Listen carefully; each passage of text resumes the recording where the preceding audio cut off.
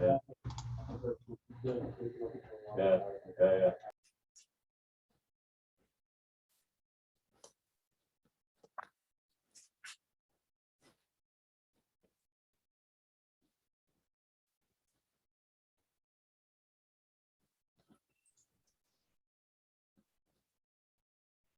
Good afternoon, everyone. Let's just give a couple of minutes for everyone's audio to fully connect. Okay. Good afternoon. We still have one more participant.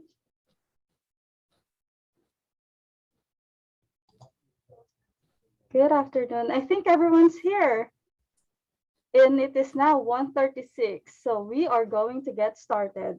This is the December 9, 2021 Language Accessibility Advisory Committee meeting hosted by the Department of Elections. There are several attendees in this meeting, and we will start with the elections personnel introducing themselves. So we'll start with our outreach team. Tiff? Thanks, Norma. Hi, my name is Tiff, and I'm the Assistant Manager of the Department's Outreach Division. And I'll pass forward to Winter. Okay, thank you, Tiff. Hi, everybody. Thank you for joining today's meeting. My name is Winter Patterson. I'm on the department's admin team, and I work really closely with our outreach team to develop various outreach programs and materials. And Natalia, why don't you take it next? Thanks, Winter. I'm Natalia Kuzina, Deputy Director for the Department of Elections, and I support our outreach division as one of my responsibilities in the department. Nice seeing everyone, and thank you for finding time to join us today. And now I will pass it on to Mayank. Good afternoon, everyone. My name is Mayank Patel. I am the manager of the poll worker and field support units here at the Department of Elections. So we support all the polling places throughout the city on election day. I'll pass it over to Jonathan. Oh, there I'm on. Hello, yeah, I'm Jonathan. I'm with the Precinct Services Division of Polling Places. And I don't know if I see anybody else to pass it on to on my screen. So if there's somebody else from the department, go right ahead. I think that is it. Thank you so much, everyone. Besides election staff, there are 4 other participants in this meeting. When I call on your name, please introduce yourself and state the organization you're representing, if any. So we'll start with Carly. Hi, good afternoon. My name is Carly Finkel, and I'm with Chinese for Affirmative Action. Thank you, Carly. Let's hear from John. Hi, good afternoon. I'm John Trezvinia. I'm a former member of the Elections Commission, and I'm representing the school board recall campaign. Thank you, John. Olivia? Hi, everyone. I'm Olivia. I'm also from Chinese for Affirmative Action, and we're also representing the Immigrant Parent Voting Collaborative. Thank you, Olivia. Am I pronouncing it correctly? Shetse? Almost. Sitsa. Yeah, like it reminds of pizza. But I'm Sitsa Gofard at the Asian Law Caucus. Great to be with you all. Thank you. We actually have one more participant who just joined in. Let's see. And their audio is still connecting, but good afternoon. I see a buyer. You're muted. Yeah, I'm unmuted now. How's that? So we can hear you. Yeah, we just finished. Okay. Hi, Norma. Hi. Thank you for being here. So we wanted to know if you're representing any organization and your full name, please. Okay, it's Bayard Peter Fong, Bayard Peter Fong, Fong. Yeah, I'm the president of the Chinese American Democratic Club. Acronym is CADC. Thank you so much for making it to this meeting. So I will now turn it over to Natalia. Thank you. Thank you, Norma. And thank you everyone again for attending today's meeting. So the focus of this meeting, as you can probably tell from the agenda that we circulated prior to this meeting will be on the upcoming election on February 15th and the opportunities for collaboration to disseminate election information to San Francisco communities for this upcoming election. So in this meeting, we'll highlight the services that the Department of Elections will make available to voters in the upcoming election. Next, members of our outreach team will share some of the outreach activities in which they've been engaged, including outreach around non-citizen registration and voting and school board recall contests in the upcoming election. Next, we'll review print and digital outreach resources that we made available to our community partners. And hopefully during that item of the agenda, we can also touch base regarding any additional opportunities to collaborate. And finally, we'll briefly touch on our current efforts to recruit bilingual poll workers to assist voters at the polls on election day. After we cover each agenda item, there'll be an opportunity for discussion, questions, comments. And to speak in the meeting, you may simply click the reaction icon in the bottom bar and then raise a hand. So by now, after about a year and a half, we probably all are very familiar with those functions of Zoom meetings. But I still would like to remind everyone about them. You may also send your questions via chat function anytime during the meeting. And Norma will alert us if there are any comments or questions in the chat. During this meeting, you may choose to have your camera on or off and your microphone muted or unmuted. Does anyone have any questions before we begin? About how long will this meeting last? It's scheduled from 1:30 to 3 o'clock. Right.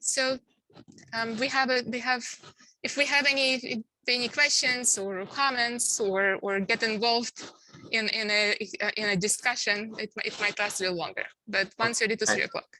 Thank you. Yeah. Any other questions? All right, I see no questions, so we'll move on to the second item on the agenda. So highlights of services available in the February 2022 election.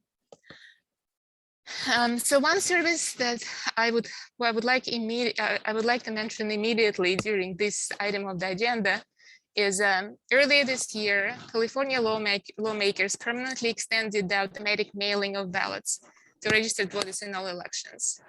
So you probably remember then that this service began in 2020 during the pandemic and continued through 2021. So we mailed ballots to all voters for the recent governor recall election in September 2021.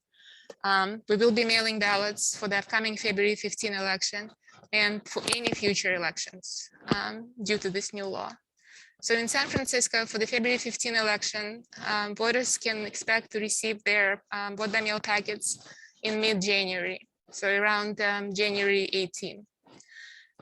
Each vote by mail packet will contain a bilingual ballot corresponding to the language preference of the recipient, a postage paid return envelope, and voting instructions. So as in the past, each vote by mail packet will also contain a notice in 9 languages, alerting voters to the availability of translated official and facsimile ballots, as well as an explanation on how to receive that replacement ballot or facsimile ballot. Essentially, we include this notice in our vote by mail packets to remind voters who have not already updated their language preference with our department that it's not too late to do so and to receive election materials in their preferred language.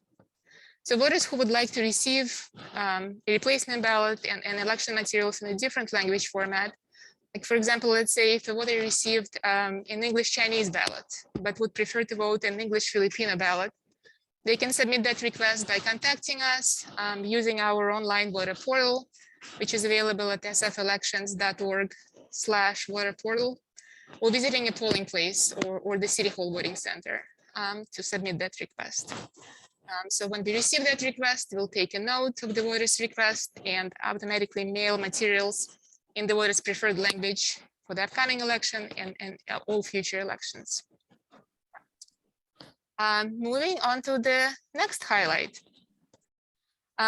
Also in the upcoming February 2022 election, as well as any future elections, any registered voter may access their ballot using the accessible vote by mail system.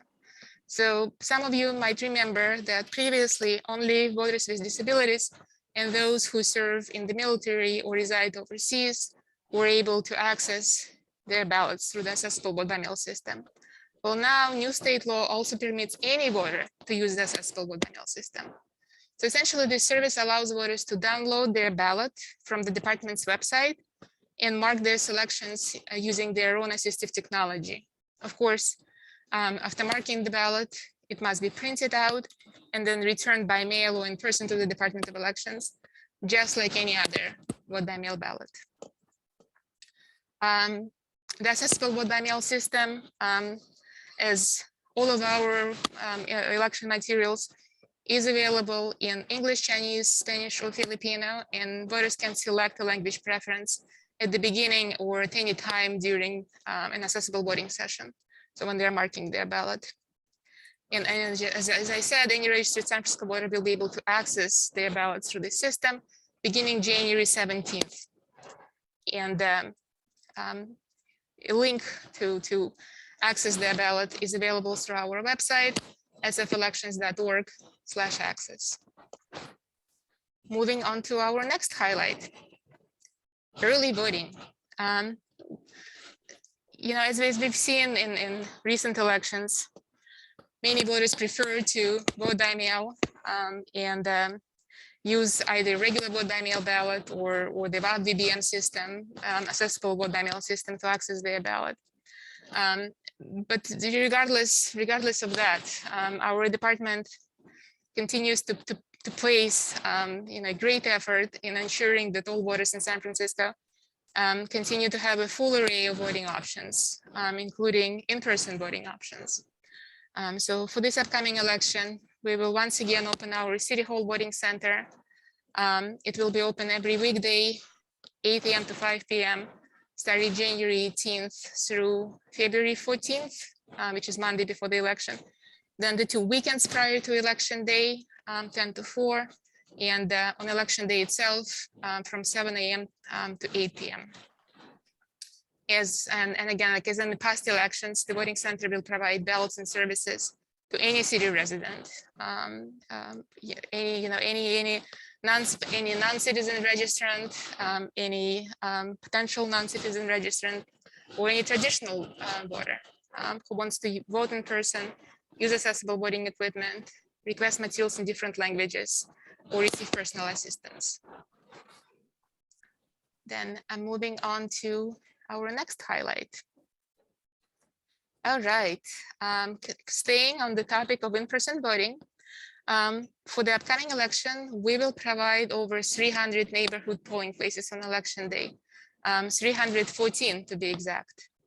Polling places will be open from 7 a.m. to 8 p.m. on election day. And just like the voting center, those sites will offer a number of translated and accessible resources. Many polling places will have bilingual poll workers who can provide assistance to voters in their preferred language. And we will learn a little bit more about our current efforts to recruit bilingual poll workers toward the end of this meeting. And moving on to the last highlight for this upcoming election. And we're very excited to share the information about this last highlight with all of you in this meeting. In a nutshell, as in previous election, the City Hall Voting Center and all neighborhood polling places in the city will provide drop-off services, ballot drop-off services, in addition to in-person voting opportunities. So the service is available for any voter who wants to drop off their voted vote by mail ballot in person, rather than using the traditional mailing method. But what's new this election, and we certainly are working very, very hard right now to implement this service for this upcoming election, is that all voters will also have the option to return their vote by mail ballot to one of the 34 official ballot drop boxes that the department will provide across the city. So this is a new service. Voters will start seeing those boxes being mounted in different neighborhoods in San Francisco as early as the first couple of weeks in January.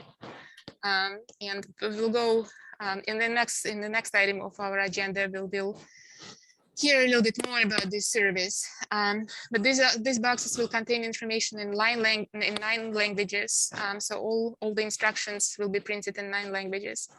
They'll be open 24/7, making it during the early voting period, 4-week voting period, making it convenient for voters to return their ballots, on their own schedule, so to speak.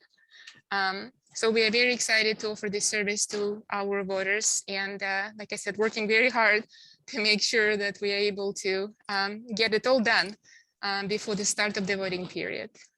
And I'll now turn the floor over to Winter Patterson, who will go over the details about this service in our next agenda item. All right, thank you. Natalia put it in a nice nutshell there. The Department of Elections, we're going to provide 34 boxes across the city for the upcoming election. And they'll be installed early January before the early voting period starts, and will be open beginning January 18th, which is the same day our voting center opens.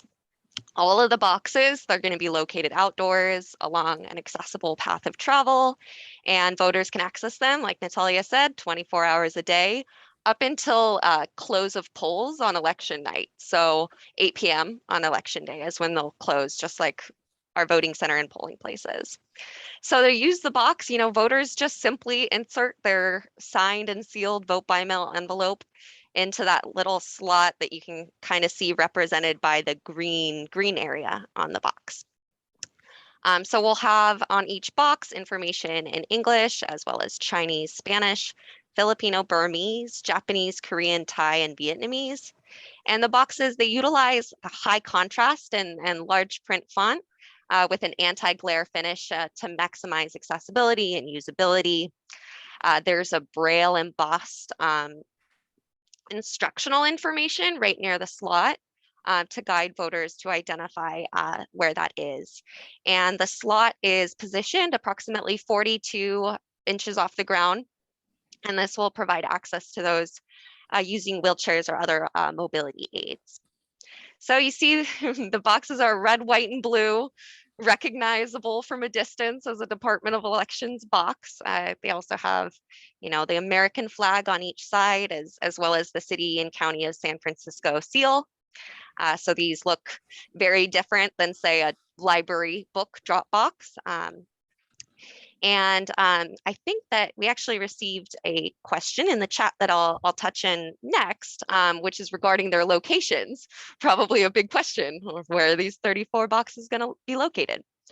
So here's just kind of a bird's eye view of San Francisco with a map of the locations. So most are city facilities, public libraries, parks and rec areas, city college campuses. So to identify the locations for the placement of these ballot boxes, our department utilized a number of criteria. So we considered key criteria such as population density of an area, geography, areas that would be convenient to voters, and proximity to public transportation options as well. Of course, we also considered the accessibility of the surrounding area, and an additional consideration that we had to, of course, consider is the availability of a site to serve as a drop-off location.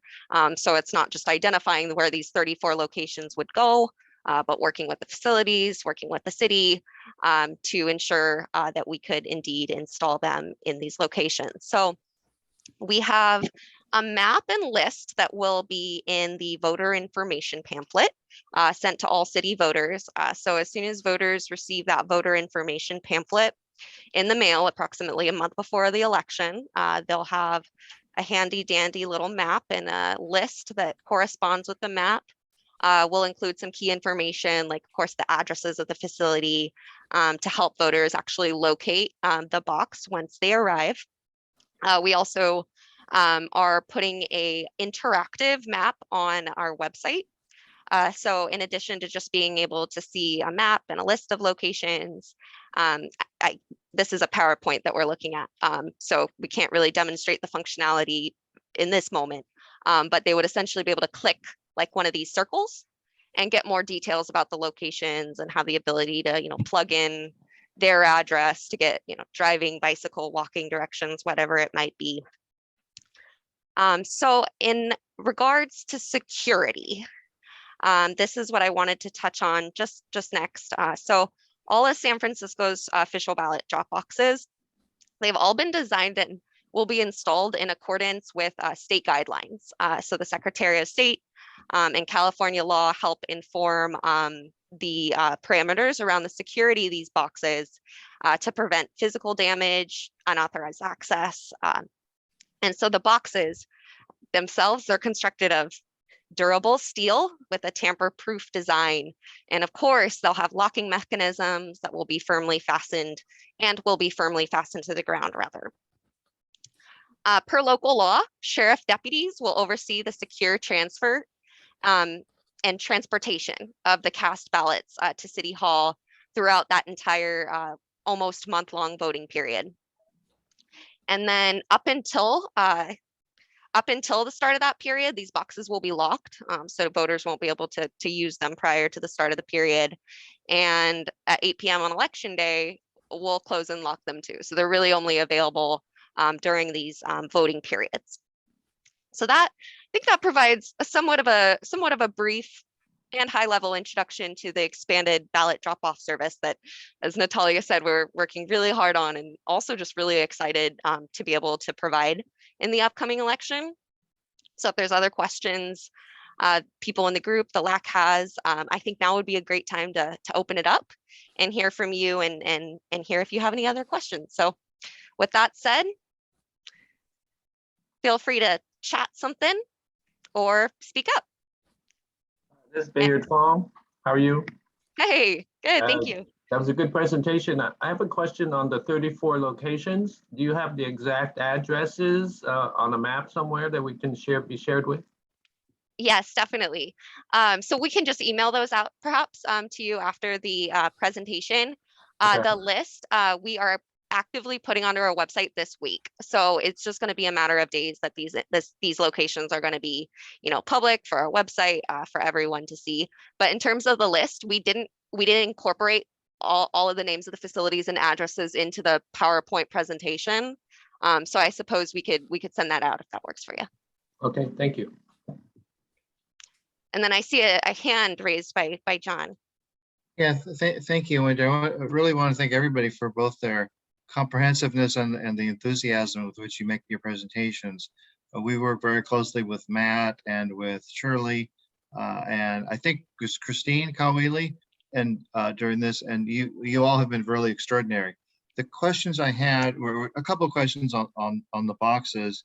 I had a question about the timing of the ballots, the voter handbook going out, but I can dispense with that until later. For you, I was wondering what it appeared from the diagram that there were not many boxes in the Richmond, Sunset, and almost none in parts of District 11 in the southwest corner of the city. So I'm wondering whether that's intentional, whether it fits your formula, or whether there might be some consideration for that. As you know, every parent of a SFUSD child can vote in this election, which is rare, and we're expecting high numbers. So I'm wondering if you could address this Sunset and even the Richmond as well as District 11. Sure, and we'll be able to get into a few more details about non-citizen voting later in the presentation. So we have some information to share in regards to non-citizen voting and eligibility requirements and all that. In regards to the criteria for determining locations, so we utilized, like I said, a number of criteria. One of the more internal criteria that we developed was doing a minimum of 2 boxes within each supervisorial district, and then built from there based on the other criteria. February 15th is going to be our first election that we have these drop boxes. And while they will be bolted into the ground, they're movable. We can add more. For now, our funding is such that we're able to put 34 out in the city. I believe that's one for every, I shouldn't have tried to do that, 10,000, 20,000 voters, if somebody in the Department of Elections has that criteria. But these are the locations, and we're happy to share, a more expansive document with the LAAC about how they were derived. But feel free to chime in if anyone else has anything to say in regards to the criteria. Well, I just want to say on that is that it seems like the 34 are much more accessible and dense, close to City Hall, where we have the full-time office, as opposed to those of us out in the distant District 4, 7, and 11 don't have many boxes. So like Winter mentioned, we definitely considered many criteria when figuring out the locations of those ballot drop boxes. And one of the tools that was really handy during that consideration is the seating ballot box seating tool that was developed by, was it the Center for Civic Design? Can someone from elections remind me? Center for Civic Democracy, I believe. Center for Civic Democracy. Mm-hmm. And which is a partnership with University of Southern California's public policy program. And what this tool incorporates, it essentially takes information about voters in every California county. Language preferences, disabilities, then population density, availability of public transportation, recognizable landmarks in the county. Essentially takes all this information, analyzes it, and provides a proposed placement of such boxes in a city or county. So we use that tool in addition to some information about our voting population in the city to map out the locations of these ballot drop boxes. Just like Winter mentioned, they're not permanent boxes. So although they're going to be mounted into the ground, we are hoping to get some feedback from our voters and our community partners as far as their locations for future elections. So we definitely have a very busy 2022 election season. We have a possible April election, then scheduled June election, and scheduled November election. So if it becomes apparent that these boxes need to be moved, if the number of these boxes needs to be expanded, then that's a conversation that we can have with our community partners as well as the decision makers in the city. We certainly, for this upcoming election, this law passed just in October of this year. So as you can tell, we had a very truncated timeline during which we have to implement all of this. We had to find a compliant vendor. We had to make sure we have funding available for the purchase and installation of these boxes. Securing of the permits, figuring out the installation of this box. So a lot of things have gone into planning for this service. In preparation to implement this law, we also expanded the minimum requirements that are set by the law, by this new law that passed. So according to this new law, San Francisco is required to provide 17 ballot boxes. So we essentially went beyond those minimum requirements, and we are planning to provide 34. But essentially, to get to the point is that if we receive feedback from community partners, from voters, with regard to location of those boxes, we are more than welcome to listen to this feedback and reconsider the number of boxes or their locations. Thank you. Sure. Yeah, I might add, thank you very much for that explanation and putting the map up. I might say that I live in Bernal Heights, and it looks like, let's say, guest number 25 might be at the library on Cortland or something. It is. Okay. The other one is 31 in Visitation Valley. Is that the library there as well? Okay. Correct. Well, I think because actually we understand that the student population in San Francisco is very heavy in the southeast quarter. It would warrant finding at least a couple other spots for the boxes, these special boxes. If you want, I can do some reconnaissance for you a little bit, because I know that 3rd Street is pretty busy. Some people will look at San Bruno, some people look at Leland Street. There's lots of different places where there's main corridors. But I think just having that one there probably is definitely not going to be enough, but that's just my quick look at it. Yeah, I think I mean, Natalia mentioned this as well, but we would love, any suggestions in relation to facilities that we could host a Dropbox at in the future. The ballot boxes, just sort of segueing to a chat question. I believe you described the ballot drop boxes as being located within facilities. Can you elaborate on that? So all of the drop boxes are hosted outside. So in most cases, the Dropbox isn't actually located directly on the facility's property line, but rather right in front of the property line on the city-owned sidewalk. So that's going to be all of the locations where they're outside, and in most cases accessible to both a driver who would be able to pull up, but in all cases accessible to the sidewalk and the walkable path of travel. Okay. One more question.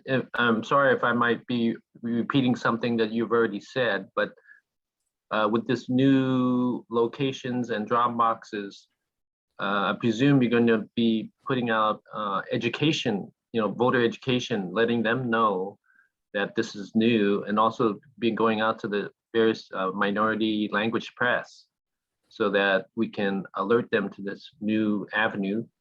Hopefully you've made plans for that, and then also, if you haven't, it's always advisable to do press, radio, and TV if possible. Anyway, question mark, are you thinking about that?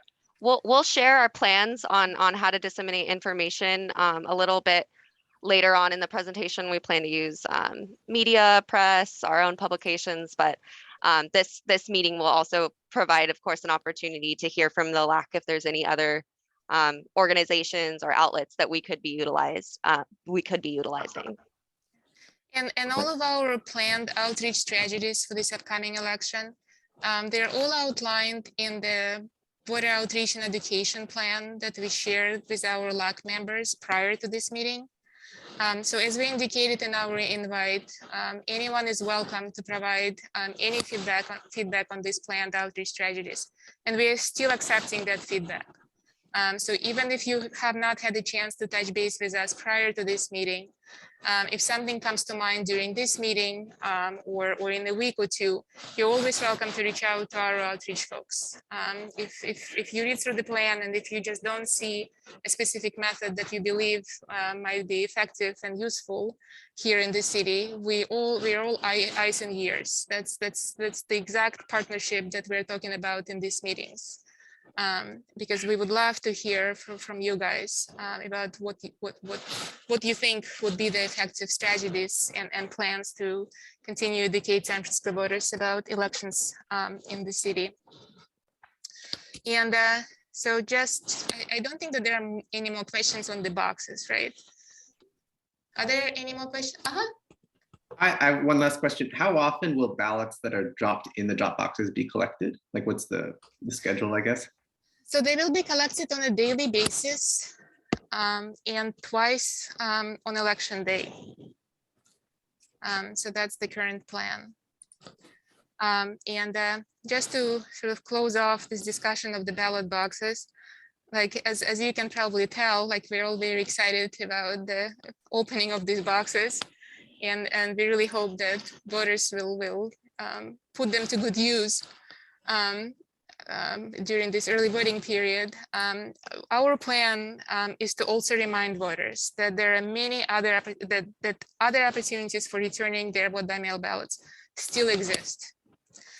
So, you know, it doesn't matter which return method you use, just cast your ballot and return your ballot as early as possible so that we can receive it and count it. So all voters, as in previous elections, will be able to return their ballots via USPS and any other certified mail delivery service. All of our polling places on election day will be open, and we'll have over 300 polling places on election day. Every polling place will essentially serve as a ballot drop-off station.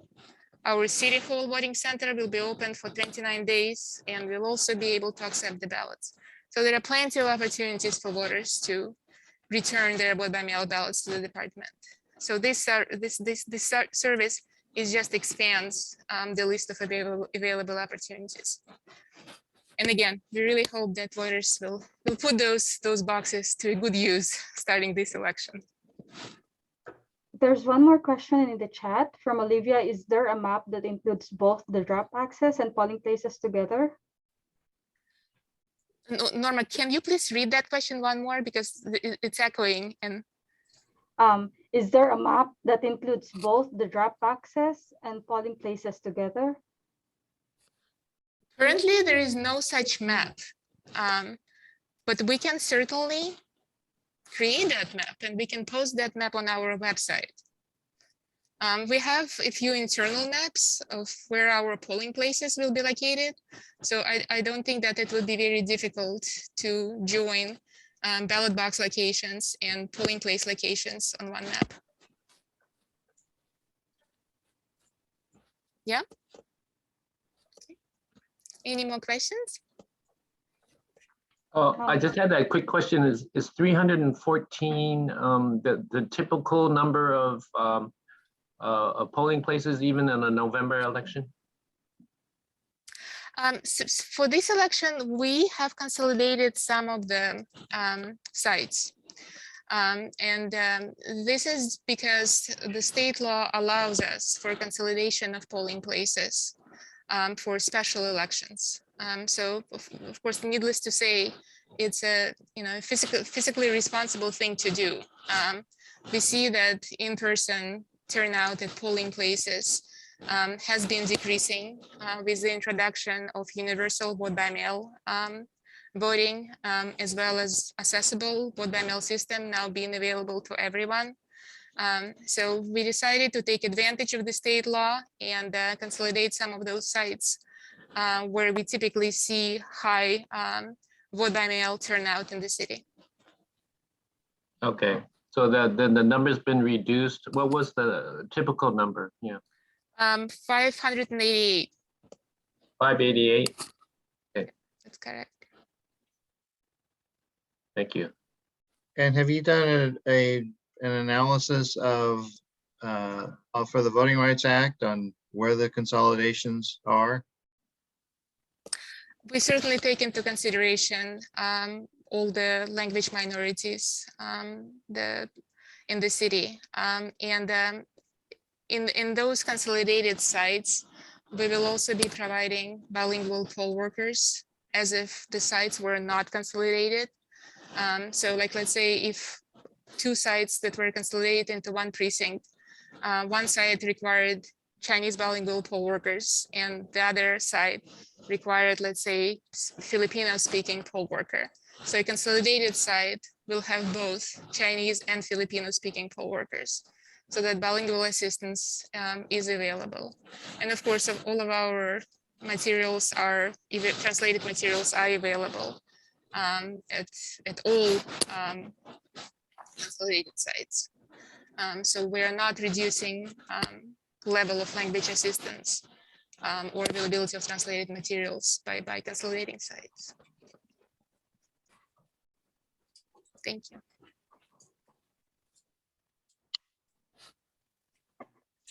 Okay, any more questions? All right, I see no other questions. So we'll now move on to the third item on our agenda. And this is where we're going to discuss our objectives and strategies as far as our voter outreach and education program for this upcoming election.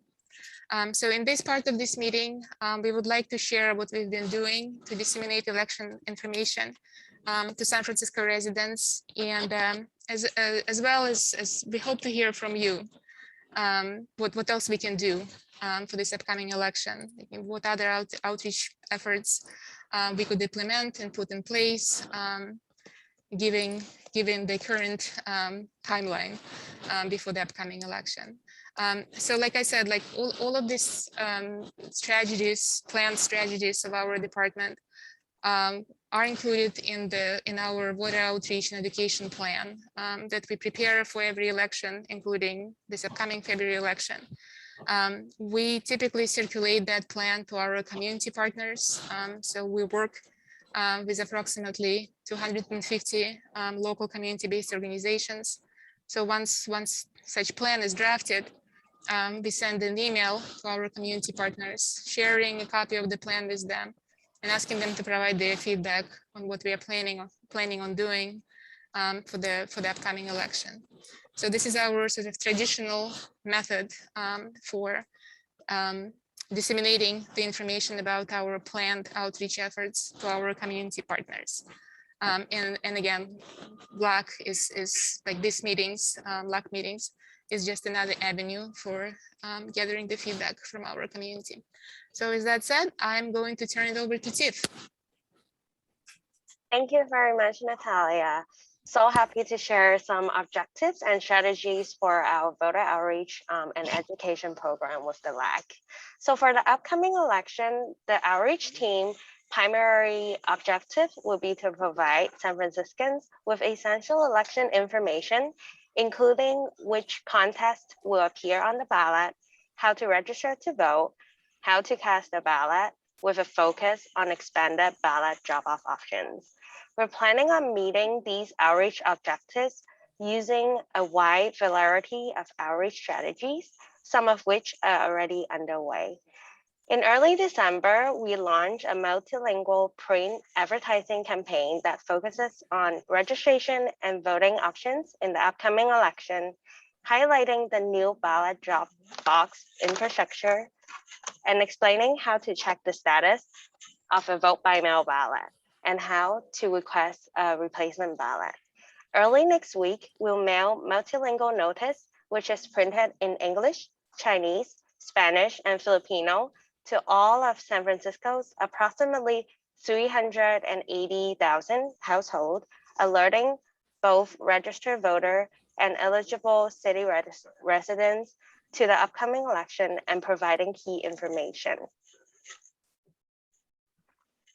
In mid-January, we'll send the official voter information pamphlet and sample ballot, also known as VIP, in English, Chinese, Spanish, and Filipinos to all voters, and send facsimile ballots to voters with Burmese, Japanese, Korean, Thai, or Vietnamese facsimile language preferences on file. The February 15, 2022 edition of the VIP will explain available voting options, provide information about contests on the ballot, and highlight the many accessibility and language resources available to voters. As in all recent elections, voters may receive the VIP in their preferred language as well as in English. In the upcoming election, we'll also continue to utilize local media to communicate key information to San Francisco residents, producing and placing a local public service announcement, PSA, issuing press releases about key election dates, and highlighting important election messages in social media posts. To reach as broad an audience to voters as possible, our bilingual personnel will also conduct election-related interviews with local non-English media outlets. So as in all recent elections, Our website, sfelections.org, will continue to serve as a comprehensive, multilingual, and barrier-free source of information and to feature an array of online voter self-help tools. When visiting the website, voters can access their registration information, view their VIP, track the journey of their vote-by-mail ballots from printing to counting, find the location of the polling places, or request translated election materials. And other key focus that we discussed earlier of this elections outreach election program will be impact on the passage of local ordinance 20621, which made permanent non-citizen registration and voting in local school board contests, including recall contests. And to ensure eligible non-citizen San Franciscans understand their voting options in the upcoming recall election, we have launched an EDU recall voter education and outreach program. As part of these efforts, we actively collaborate with many local agencies and organizations to educate city residents about non-citizen voting. Some of these partnerships have been in place for earlier school board elections, while others are new. So EDU outreach strategy for the February 2022 election include distribution of outreach materials at in-person outreach events and through the San Francisco Unified School District, as well as dissemination of messages regarding voting rights and registration opportunity for potential non-citizen voter through digital and social media channels, including a citywide mailer, which I mentioned before, which will be sent to every city household in December. Ads in local radio and newspaper ads, television interviews, and press releases.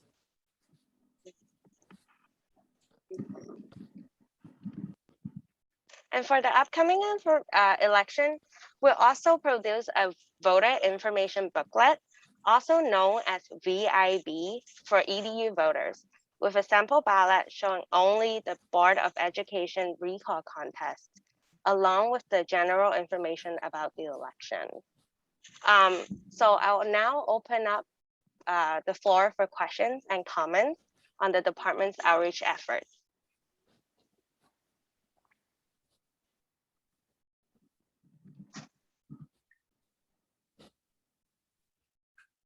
Let's see the chat box. I see a question from John. What is the expected day of arrival of the VIP? So the expected day of arrival of a VIP will arrive approximately a month before election day.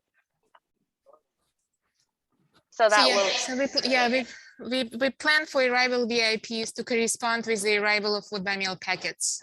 So that will be around January 17th, January 18th, during that week. Thank you, Natalia. The next question from Bayard is that, have you considered including voter registration in the Chinese newspaper? So great question. We did, and referring to our outreach plan, page 3 to 4, we actually have a list of advertising partnerships that we have on those pages, and we are currently actually going to put voter registration in the Chinese newspaper. And I see hands from Olivia. I think John was first. Oh. Thank you. Question Olivia, from go John. ahead. Okay. Okay. Maybe that was my- the other question from the chat. Go ahead, Olivia. My question was around the outreach with SFUSD. Can you talk a little bit more about what that distribution is looking like? Yeah, so with the SFUSD, we actually connect with them, and we have them post a newsletter, a short newsletter, because there's word limits regarding the EDU school board election efforts. And we plan on going in person tabling events, as well as presentations, partnership with the SFUSD as well.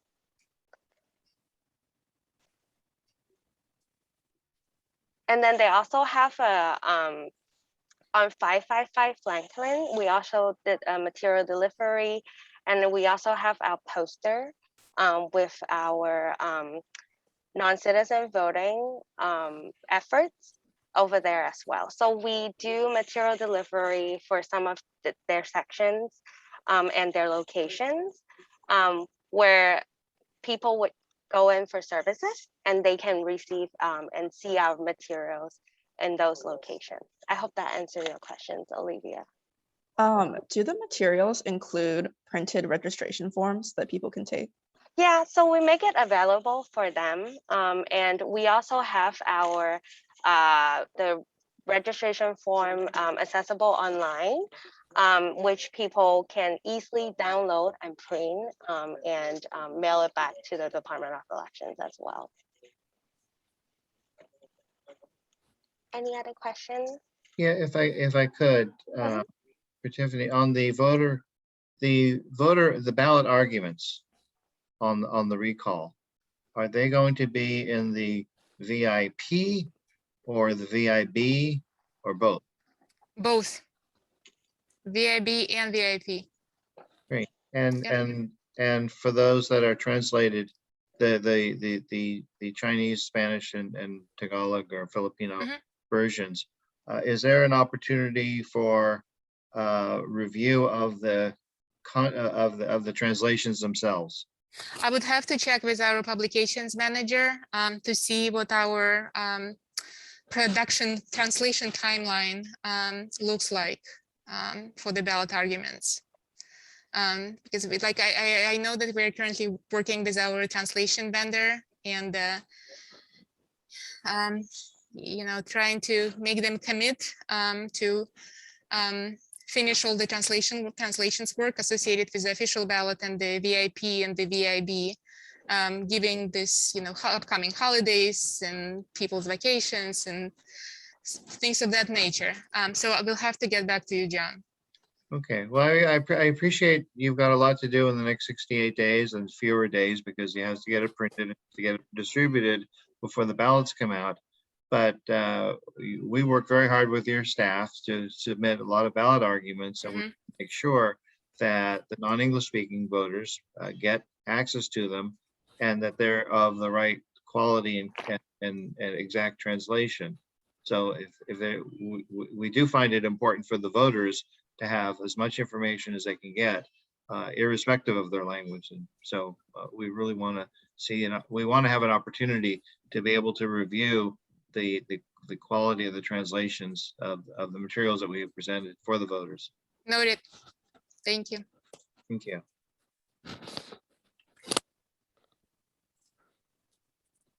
I have a couple questions. The one I kind of tried to ask in the chat, a little bit broken up, but I do recall in school, we would want to send stuff back with the children of significance, elementary school, middle school, even high school, to the parents to be alerted. Is there a thought of having a flyer that could also be bilingual or trilingual? It would help alert parents to this potential avenue of empowering them to vote for the board, the bed stuff. Absolutely. So we actually have a non-citizen voting guide, which we'll be sharing at the next portion of presentation. It's also on our website, and we made it available for everybody to request. We do delivery. You can pick up at City Hall as well. We can mail it out as well. So it's in English, Chinese, Spanish, and Filipino.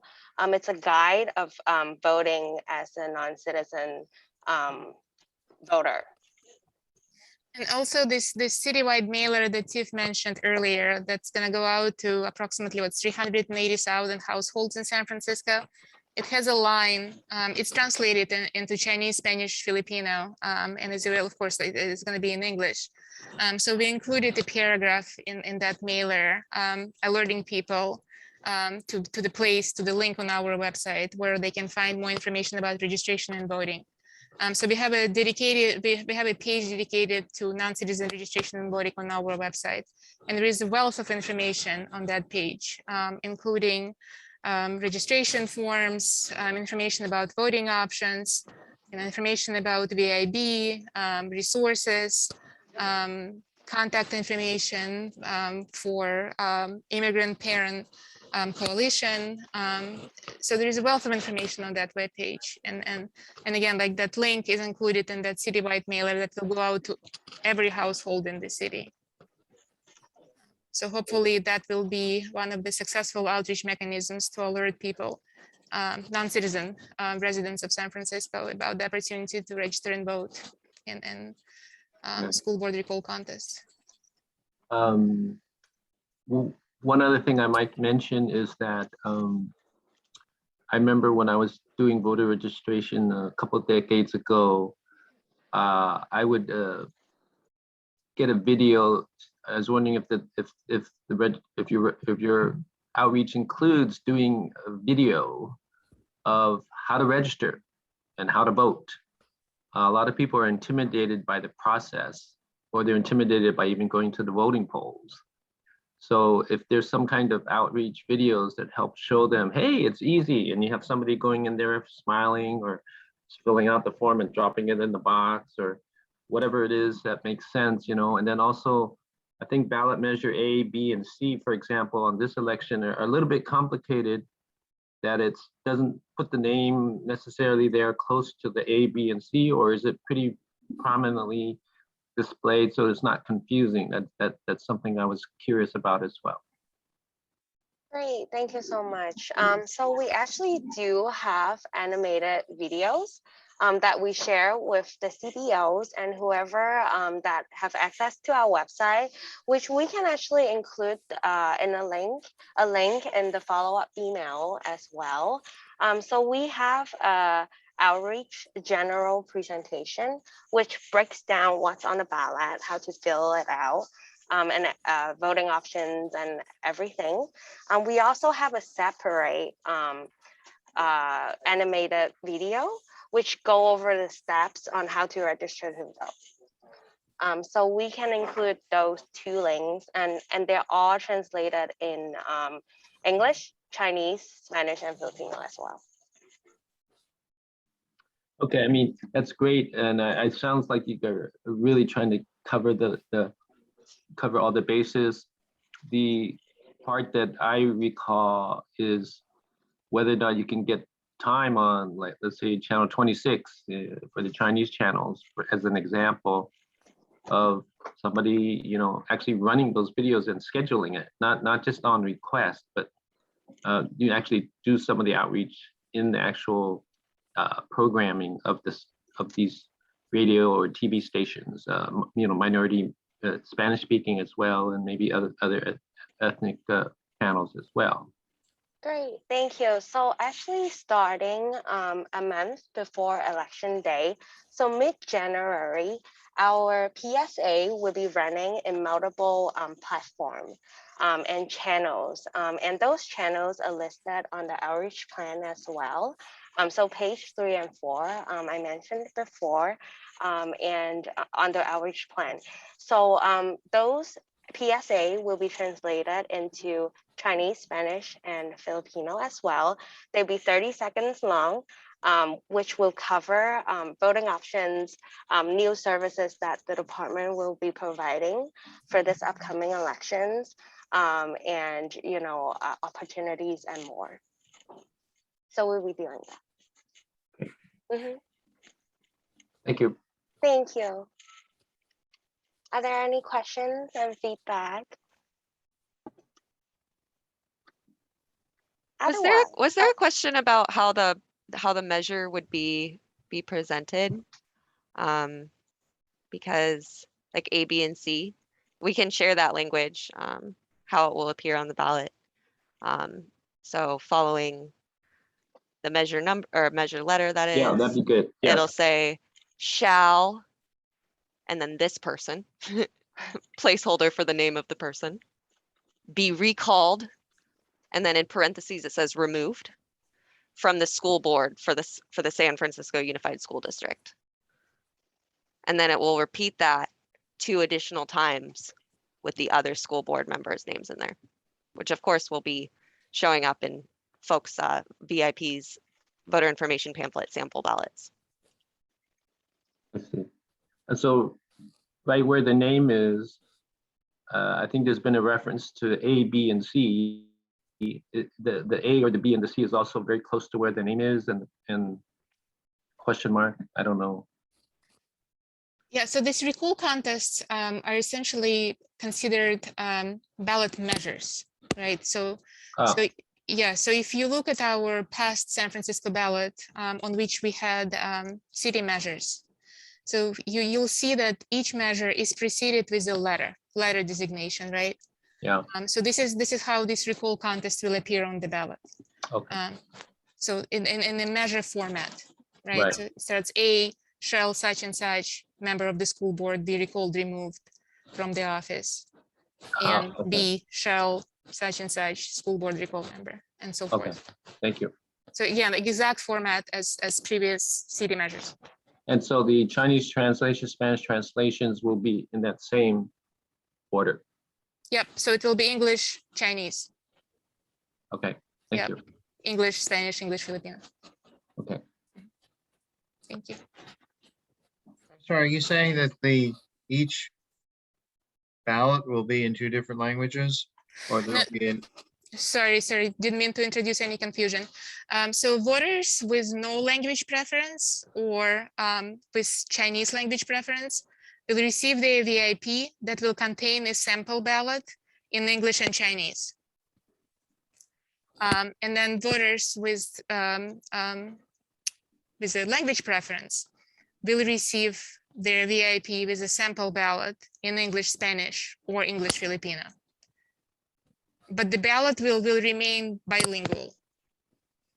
And our standard ballot is in English and Chinese, as in previous elections. Does it answer your question, John?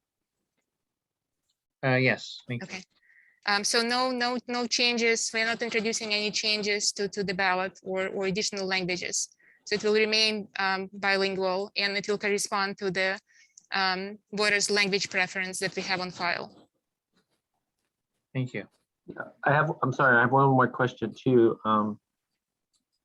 There's a lot of, I know when we worked on, I worked on the census, people were worried about people taking down their private information and about it being exposed to INS and so forth.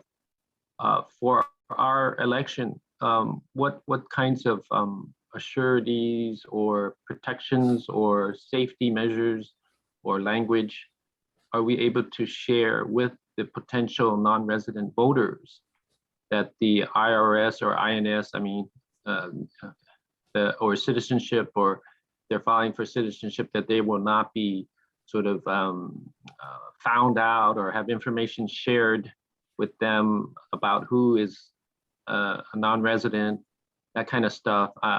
Do you have something that addresses that issue? Yeah, and I'm just going on our website. In fact, the Prop N, which essentially introduced non-citizen voting in the city, actually required the department to provide an important notice, to feature an important notice on all election-related materials and registration forms. So and this notice is available on our website, and this is what it says. Important notice for non-United States citizens. Any information you provide to the Department of Elections, including your name and address, may be obtained by Immigration and Custom Enforcement and other agencies, organizations, and individuals. And it goes on and on and on. So essentially, all election materials carry this notice. This notice is translated in over 48 languages, I believe, and is available on our website. So there's certainly an effort built in into this local law And then also part of our outreach efforts is to inform potential registrants and voters, non-citizen registrants and voters, about the fact that the information may be requested and obtained by ICE and any other agencies. So just, since the implementation of Prop N, we haven't gotten such requests for information on voter information of non-citizen registrants. Well, to be honest, that sounds to be a difficult situation that may need a lot of people to not want to register. I'm wondering, have you had someone on your staff perhaps check New York? New York has had non-citizen voting for the Board of Ed for like 25 years or something like that. And maybe it would be good to look up this issue, because I think it's gonna deter a lot of people to register. And I don't think it should. It should be a non-deterrent. You're gonna get a lot more participation, and that we're trying to empower. We're not trying to tell them, sorry, we got this thing, but you guys can't use it because this is what could happen. It doesn't feel like public service. It doesn't feel like empowering our residents. It doesn't feel like empowering the parents of our students. It feels like, I don't think you should do it because, well, this is why I think you shouldn't do it. Can we try to find a way to reverse that whole current position? To me, it's not right. It's wrong. It's not empowering. And if I can help, let me know how I can help.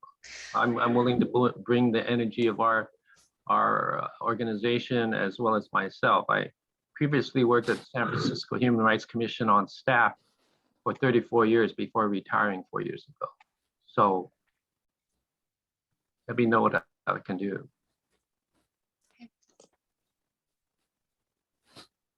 Just to provide some more information, I know our website on non-citizen voting does provide a wealth of information, and some of the information that is included on that is both the text of Prop N itself, which voters put into place, but also local ordinances that went into place after Prop N was passed. So if you do read the text of these local ordinances, they do prescribe a lot of our actions in relation to this program. So that is to say, this is a bigger topic outside of the walls of just the Department of Elections, right. Because our administering this program is largely dictated by the local ordinance that our department is required to follow. Yeah. So right now, you're saying we don't have anything to work with to change it at this point. It would require legislative action, like any changes to the administration of non-citizen registration and voting. And you're talking about at the state level or federal level? Local.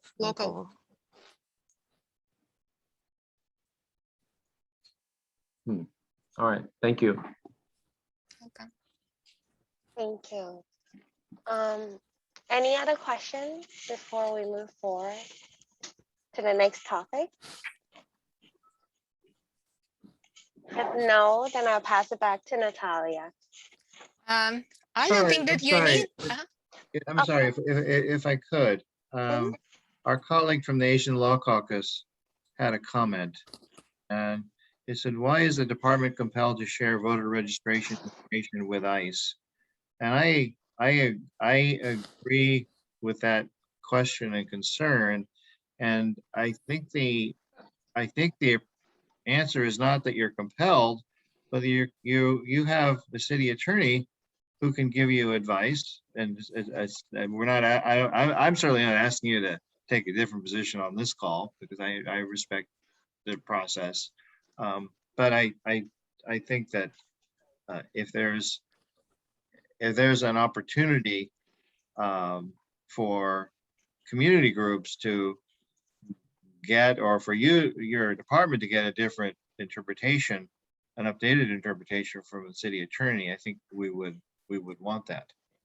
Yeah, essentially, if anyone would ever seek registration information of non-citizen voters, we would definitely seek an advice from our city council, from the city attorney's office, before releasing that information under the current public record laws. That's not even a question in our mind. Thank you. Thank Is there a you. way to get that question presented to the city attorney ahead of time? Which question? How he would advise if a voter that's a non-resident votes? Providing the hypothetical rather than waiting for it to happen? Well, I think that it will also depend on the circumstances of the request and on additional facts of the request, because it could be million different, probably not million, but there could be some specific conditions of such requests. And I think that until we receive such a request, I think that it's just too hypothetical at this point to ask the city attorney to provide an advice on a situation that doesn't exist and has not existed since the implementation of Prop N.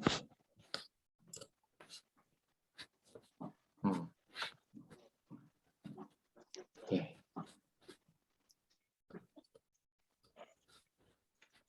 Great, thank you very much, everybody.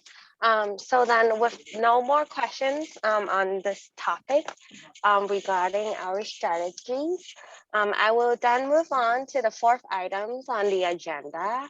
So it's outreach resources available to community partners and opportunities to collaborate. So for the February 15th election, we have prepared a series of brochures, posters, and other print materials to disseminate important information about the election. So all print and digital outreach materials are once again available in English, Chinese, Spanish, and Filipino, as well as large print, including these items.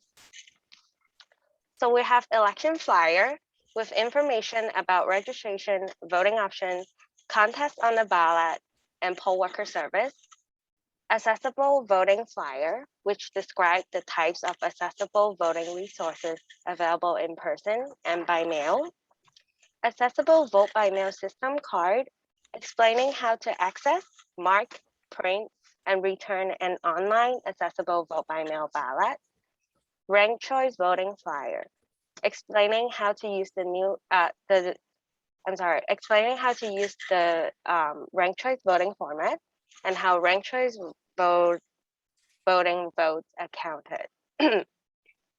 Excuse me. We also have pre-registration cards for young residents, which are in age 16 to 17, with information about pre-registration and poll worker service. Unhoused voter card, explaining how to register using non-permanent home and mailing addresses. Justice involved voter card, explaining how and who is now eligible to register and vote and how to do so. Non-citizen guide to registration and voting, which we covered earlier, explaining who is eligible and how to register and vote. We also have a career card with information on employment and volunteer opportunity here at the Department of Elections. Last but not least, we have a San Francisco redistricting card explaining how to participate in San Francisco's current redistricting process. So hard copies of all of these brochures and posters that I just mentioned are available for distribution for community organization upon request, and downloadable versions are available on the Explore Outreach Effort page of sfelections.org. So let's go there now so that we can show you a bunch of resources that we provided on our webpage.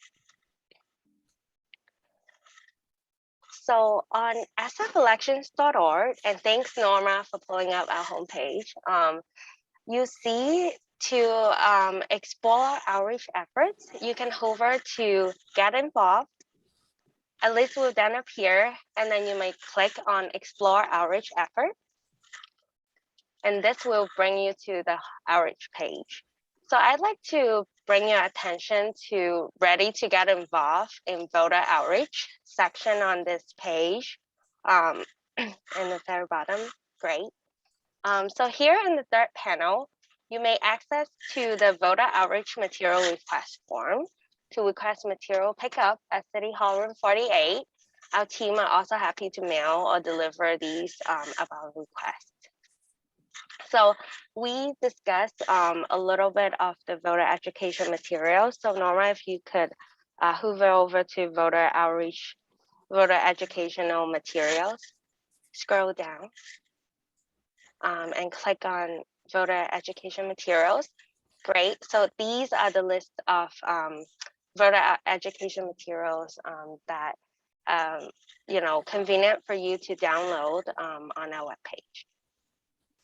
So although our website provides a convenient way to these materials, organizations are always welcome to reach out to us directly so that we can have a more individualized conversation about materials available, discuss specific outreach messages, and how we can best assist with your particular event or outreach campaign. So now that we're on the department's website, I'd like to show you a few of our digital resources. So when you scroll back up and hit the home page button, this will bring you back to our homepage, sfelections.org. And our website and digital tools are also translated into Chinese, Spanish, and Filipino with accessible features, including screen reader compatibility and high contrast text. So voter can toggle between different languages from any page using the buttons. And one page I'd like to draw your attention to is the Forms and Resources page, which we launched earlier this year to provide a centralized hub for voters to easily access the material they seek and in their preferred languages. So under the first tab, you can find links to a bunch of election forms and self-help tools, such as accessible vote by mail system, California online registration application, and the emergency ballot pickup delivery form. All of these forms and tools can be accessed in Chinese, Spanish, and Filipino by using the buttons up top. One tool that I really want to show you today is the department's voter portal. So when we scroll down, here is the voter portal. The voter portal launched in 2019, allow voters to access individualized registration and election information in English, Chinese, Spanish, and Filipino, update their language preferences for election materials, and more. So to access the voter portal, voter could simply input their house number, zip code, and date of birth. And we'll show you an example. So we input 3 for house number, followed by 94131 for zip code. And then we'll input August 22, 1992 for date of birth and hit submit. And here we go. This is the voter portal page. And on this page, the voter can check their registration details, such as their registration date, language preference, party preference, or other details. The other tabs that voter can navigate to are request a replacement ballot, track my ballot, find my polling place, view my sample ballot, find my elected officials and district, adjust your mailing preference of your voter guide, and update your information, including language preference, or you may log out. So when ballots are mailed in January, Voter can visit the voter portal at their convenience to check their ballots or utilize the other features. The information on the portal is updated every day so that voters are provided up-to-date information on the status of their ballot. Although today we won't go through all the different voter tools today, but we encourage community partners to use the website as a resource, explore it, and share it with others. Some of the ways that organizations can also help with this tool is through social media, Facebook, Twitter, Instagram, and email network to spread the word about those tools. When using social media, we recommend tagging SF elections so that voters have a direct channel to learn more about election topics.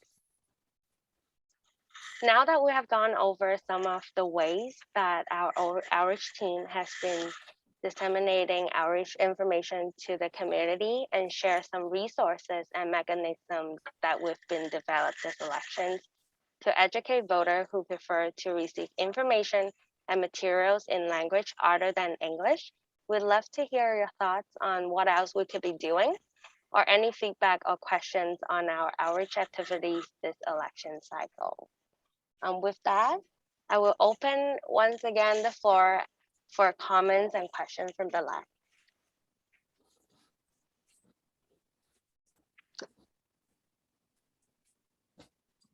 I have a few questions. Mhm. And I apologize if I wasn't paying attention, but there's another section that we do outreach that's always a challenge. It's called Get Out the Vote. And historically, I guess it's called, sometimes they call it GOTV. And for our language minorities like Chinese and Spanish speakers, Get Out the Vote, voting, even for new people, is hard. For February 15th, it's not November, or it's not a June primary. So what have you shared, or can you share the Get Out the Vote effort that you're planning to do, including the outreach to the multilingual communities? Great. So aside from tabling events, we also do presentations. We have a list of organizations that we contact, and we daily bring back new information from as we speak, where our team is actually at the Latino Task Force today. And they're helping, it's mainly Spanish speaking folks to register and vote. So, we, as the outreach team, we constantly call and reach out to organizations for possible in-person or virtual events daily. And our team is flexible. We also go out during the weekends as well, if we have to, upon request. To conduct all kinds of outreach events. Are there any other strategies? We also prep mailing that we send out to all of the organizations on the mailing list, which will include all the translated materials that we produced and discussed earlier in this section to serve as a reminder and also serve as the invitation for them to have us to conduct events with them. Well, thank you very much for sharing that. I'll let other people talk next. The question I recall historically was sometimes we would put up billboards. Election day is February 15th. Be sure to vote. And you can have a couple lines in Spanish, Filipino, or one line or some Chinese. And so it could be a multilingual Get Out the Vote statement.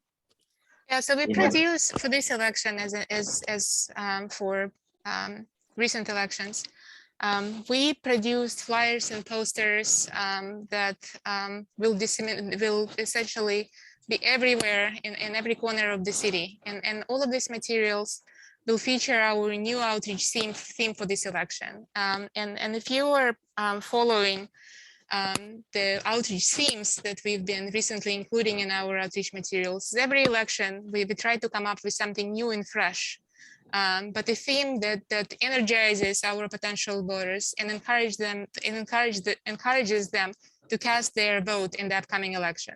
So as an example, for this upcoming election, we have a theme, cast by mail or at the poll, your vote plays an important role, right?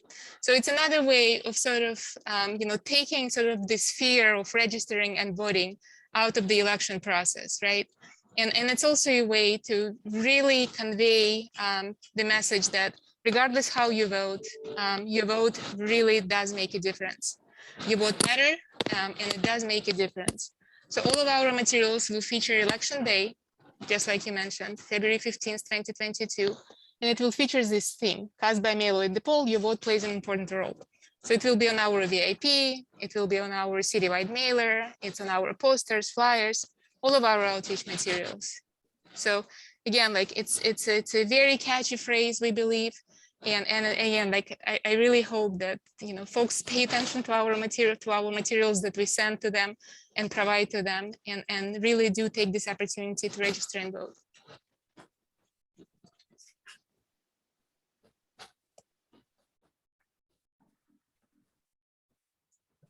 Thank you for that feedback. Appreciate it. Any more questions on this agenda item?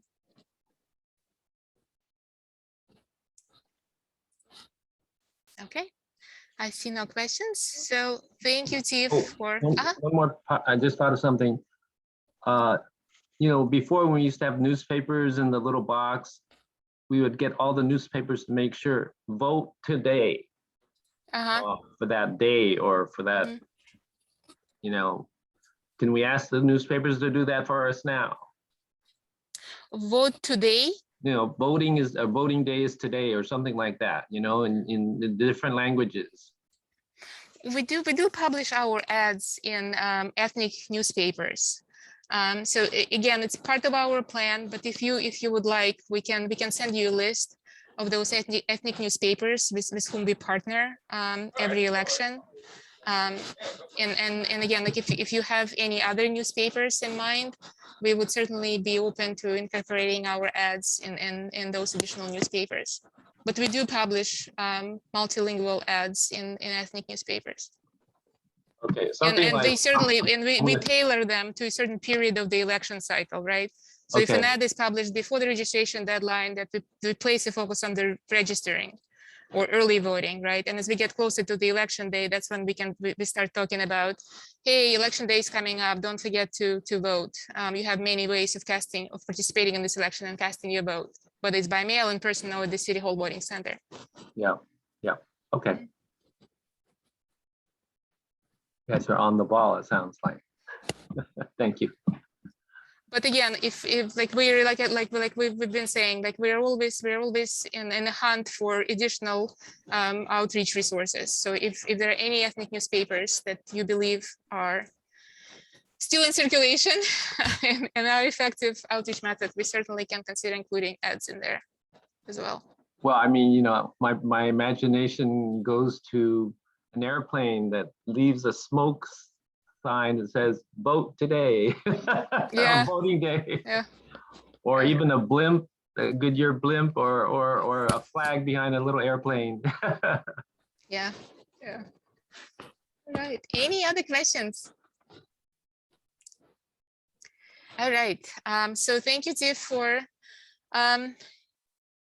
sharing all these details about our outreach efforts and all of our outreach materials that we prepared. So I'm now going to turn it over to Mayank, who will speak about our efforts on recruiting bilingual poll workers to assist voters at the polls. So this is certainly one of the operations that always attracts a lot of our attention every election, is recruitment of bilingual poll workers. We make every single effort to ensure that all of our sites, regardless of whether we have a state or federal or local requirement to provide a bilingual poll worker there, we make an effort to ensure that all of our sites in the city have bilingual poll workers available. in addition to bilingual poll workers, we also provide a language line that any voter can use to call us for requesting information in their preferred language. And through that language line, we're able to provide assistance in over 200 languages. So we do have a lot of good programs in place to provide in-person bilingual assistance. But certainly our bilingual poll workers are key to successful in-person assistance on election day. It's always a challenge to recruit bilingual poll workers. It's becoming a challenge to recruit non-bilingual poll workers, but recruiting bilingual poll workers is a completely different conversation. So Mayank, take the floor and share with us your successes and challenges to date. Thank you so much, Natalia. Definitely, I couldn't have said it better. So yes, we are currently recruiting poll workers to serve at the city's 314 polling places on election day, February 15th. These civic-minded adults and high school students have a shared mission to protect voter rights, serve voters with respect, and assist all voters with casting their vote. Poll worker responsibilities include setting up the polling place and opening by 7 a.m., checking in voters using the precinct roster and issuing ballots, as well as closing the polls and transferring custody of voted materials. For their service, poll workers do receive a stipend of between $180 and $240. Poll workers, especially those who are bilingual in Burmese, Chinese, Filipino, Japanese, Korean, Spanish, Thai, or Vietnamese, help all voters, including voters with limited English proficiency, cast their vote privately and independently.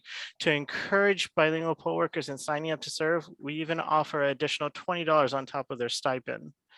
For the upcoming election, we will need 350 English Chinese speakers, 160 English Spanish speakers, about 90 English Filipino speakers, and various English bilingual Burmese, Japanese, Korean, Thai, and Burmese speakers, Vietnamese speakers, sorry. To view qualifications and to apply to be a poll worker, visit our website at sfelections.org/PWA or call 415-554-4395. If your organization is able to help us recruit volunteers, please contact us. We would love to work together. We have many elections coming up and we'll need many poll workers. Even if they are not able to be bilingual, we still need your help. Yep. And we can also provide printed poll worker applications to be distributed at your facilities. So we have an online application, but can also provide your organization with printed copies of poll work applications. Like if you are willing to leave them in a lobby or somewhere where they could be accessible to the public. Yes, definitely. Any questions? All right. I have a question. Yes. I think through this last year or two now that we've been faced in San Francisco with a lot of this anti-Asian hate and violence, there's a lot of education and learning that I myself and I share with you others, and you probably know, probably better than most San Franciscans, the Census Bureau definition of Asian Pacific Islander puts us all under this umbrella, and then we tend to be, but if you go to the Census Bureau, it says 49 countries are listed under API. People from 49 countries. And our super list here goes beyond the basic 5 countries of Asia. You're getting into almost 10 API countries, or maybe 12. But what about the other 32 or 34 other countries? How are you fielding the help for those voters? And that's the question for all of the San Francisco Bay Area, right? How are we fielding the services for the voters of all these other countries under the API umbrella that at this time may be overlooked and ignored?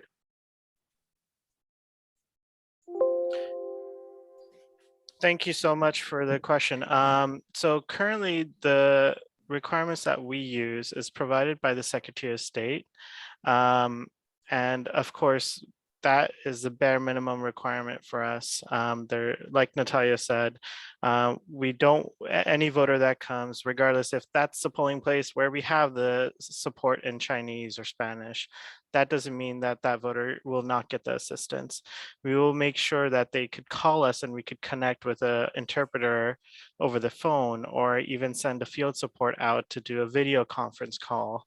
So we want to make sure that we have the resources in the field, especially for those voters that want to vote on election day at the polling place. So that's why we have these additional backups, because you're exactly right. There's so many Asian Pacific countries. There's also other countries out there that are not under the Asia umbrella, but that still do need support. And I agree. And that's why we've partnered with Language Learning Solutions, who, you know, is fantastic in offering over 200 languages to us in a matter of seconds, really. And that's why we rely on them as well. Thank you.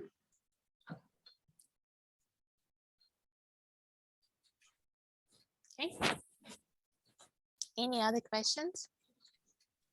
You know, I think the other thing that comes up when you're saying you're trying to recruit bilingual voters assistants, I see that you remind me that you've been able to reach down to high school level, which is there a certain age bracket, any age in high school, or is there an age bracket? There is an age requirement. So according to California Elections Code, we're allowed to recruit high school poll workers as long as they are age 16 by election day. Ah, okay. Yes. Okay. So it's usually around juniors, some sophomores, but juniors and seniors mostly. Okay. And then I remember working for the census as well during one of my stints where we were trying to recruit bilingual census takers. And so you are on a more regular basis. It's every year or every elections that happens there. Census is once every 10 years, but trying to find bilingual assistance for voters. You know, I guess the other thing is there are some voters or some people that could work who are multilingual, of course, that know 3 or 4 or 5, 6 different languages. Can we find those, right? We would love them. Those are our super poll workers for sure. But maybe trying to reach out to some of our retirees. We have a bastion of baby boomers out there retired with all these skills and expertise. Maybe that's another avenue to reach out to. Yeah, definitely. We rely on our contacts from our voter profiles and stuff like that. So we reach out to all our voters. We have ads that, we put in our voter information pamphlet, as well as, local media. We have department staff that actually go on the radio shows and TV shows to kind of promote this on ethnic media channels as well. So we do get it. A hard requirement that, even if voters are interested in serving, is the fact that you do have to be bilingual in English and another language, or you have to at least support voters in English, I guess is another way of saying it, which is a little bit harder when we're going to the ethnic media and recruiting there. I think, and then also you're asking everybody to work a 13-hour day, right? Well, that's the fine print, yes. Yeah, but no, we definitely appreciate all our poll workers, and we wouldn't have elections without our poll workers, so we really appreciate them. All right, thank you. Yep. Okay. Turn it over to you, Natalia. I think that's it. This concludes our today's presentation. So thank you everyone for finding time to visit with us remotely. One more question. Are you short on any of these categories in the API categories that we should help you focus on? And if so, what are they? Honestly, the easiest answer is all of them. Of course, there's a little bias there, so we could use your help in all of them. Chinese, we could always use help with because we have such a large requirement. You'll notice that we have a higher requirement of Chinese speakers needed than polling places. And that's because we want to have more than one at those polling places that has an extra need, just in case. But definitely Chinese, I would say Korean is another big one, and then Filipino. Okay, got it. So noted. Thank you. Thank you very much in advance for any help. Yes. Yeah. Are you Yep. signed up to be a poll worker is another question. Good idea. I'm somewhat literate in Cantonese. I will send Well, you an I application. shouldn't say literate. I would say verbal. That's well, all. yeah, That's all you I'll need, con- really. I'll Is consider able that. to I mean, provide. here I am talking about baby boomers that have retired, and here I am. Yeah. Like I said, 13-hour day. Yeah. But I think Great. I would do it. I actually had the pleasure of working, be deputized by the U.S. attorney in an election years back. It's probably in your history books, where we observed all the polling places in San Francisco, and there were about 150 of us deputized city U.S. attorneys to observe if bilingual poll assistance was being provided under the Voting Rights Act. And our reports provided or resulted in the answer was no, it wasn't being provided.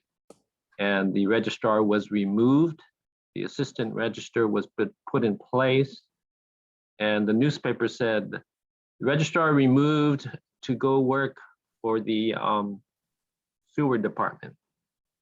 So it was, that was like for us in the community, it was a victory for empowerment, but you know, it's come a long way since that time. That was probably in the mid 80s, early 80s. Yeah. Wow. And I remember working with, his name was Jay Patterson. He was an excellent co-worker, willing to help with us, very low key, very calm. He didn't like to get under too much pressure, and he'd get a little bit shaky, but yeah, I can see Jay right now. That's some great memory. Yeah, yeah. Thank you for sharing that. Okay, my pleasure. Keep up the good work. You guys, I feel the right spirits right there. So we gotta turn all that good spirit into reality now. Absolutely, absolutely. Yes. We will. We Okay. always do for every election. We just All have a lot of them in front of us in 2022. So You sound like a good core. You sound like a good core. The only Thank you. challenge is that non-resident voting thing. It's an obstacle. I don't know how we can move that obstacle out of there. We got to keep trying to find other ways to find that solution. The sooner the better. Yep. Yep. All right. So I guess I'm gonna call New York. You guys should call New York too and find out what they do. Yeah. Yeah. Seattle also has Has one? Yeah. Yeah. Okay. Mhm. All right. Thank you very much. Yeah, thank you. Bye. Thank you, everyone. Thank you for Thank attending you. today's meeting. And we'll follow up with the list of ballot Dropbox locations, as well as we'll resend the copy of our outreach plan. So again, like if anything comes to mind, just don't hesitate to contact us. And we'll be happy to work with you, whether it's recruiting poll workers or just general outreach or non-citizen registration and voting. Just let us know how you would like to be involved. And we'll meet again sometime before the April election. So All right. yeah, thank you, everyone. Thanks for your help. Bye. Bye.